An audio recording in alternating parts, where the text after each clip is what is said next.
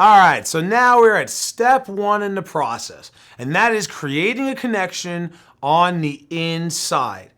Anytime you want to develop an account, you always want to see if one of your power partners knows somebody in there first, or if you happen to know somebody who works there. So when I go to walk into, say, a hospital for the first time, you never want to go in cold unless you absolutely have to. So I would call one of my power partners, could be a hospice representative, somebody from a medical equipment company, could be somebody from an assisted living or a SNF who already gets business from that hospital.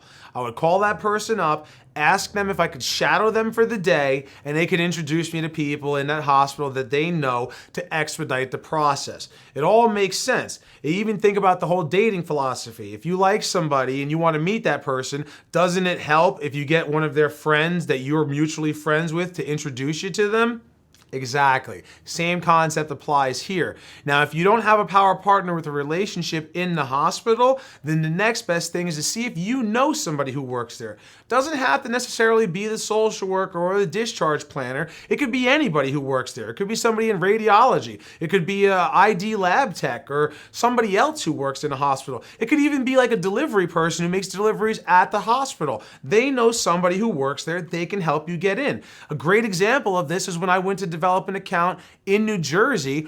I didn't know anybody at that hospital, but my wife went to high school with somebody who happened to be a social worker in that hospital. On Facebook, they communicated, and she said, my husband's gonna come by. Is it all right if he introduces himself to you and meets you? No problem. She told me exactly what floor she was on. I went to the hospital, introduced myself, and I had a connection on the inside.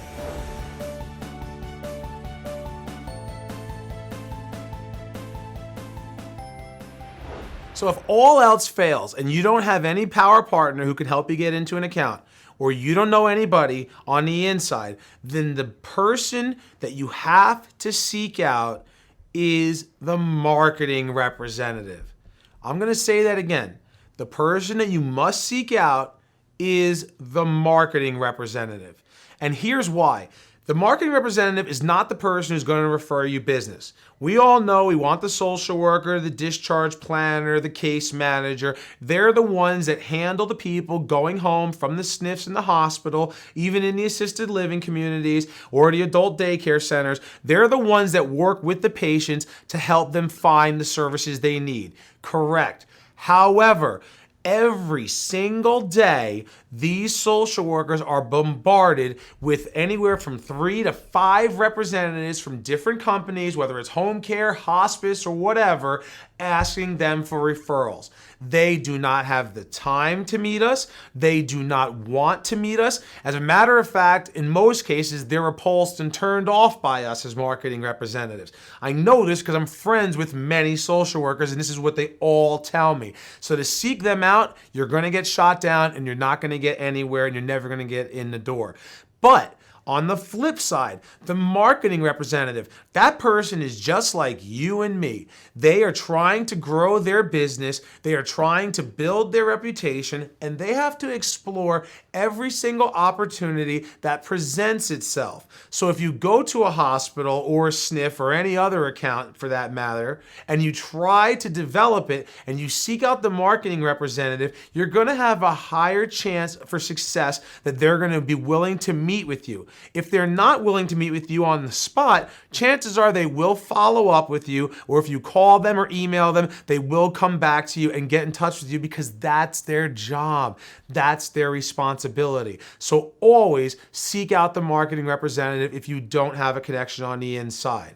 Now, I love to compare marketing and sales and this type of relationship marketing building to being a spy. All right, like James Bond 007. If I'm 007 and I was given a contract and I have to go assassinate somebody, if I walk into the enemy base, their home base, their headquarters, and try to assassinate them, I'm probably going to get killed in the process. However, if I get that person out into the street where it's common ground and it's 50-50, and I'm the person who's better prepared for it because I know I'm trying to target that person, I'm going to probably make the kill and walk away without even getting noticed. That's what you want here. So it's always best to seek the marketing representative outside of their building. So don't go to the building and try to find them unless you absolutely have to. Where do I say find them? At a network marketing event. Every single community has networking events, the BNI groups, LaTip, and there's also industry-specific ones that are out there. And if there isn't one in your territory, start your own. I used to run my own and everybody used to come to me. It was a beautiful thing.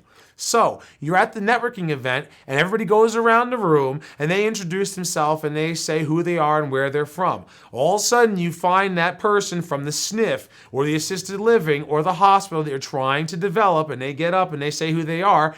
Afterwards, seek that person out. Talk to them briefly, get to know them a little bit. Keep it about them. There's a term called fire hosing. Fire hosing is when you go to somebody and you just go, "Hi, I'm Steve the Hurricane, I'm from this company, blah, blah, blah, blah, blah, blah, blah, blah, blah." And the person's like, "Oh my God, leave me alone. I don't ever want to see you again."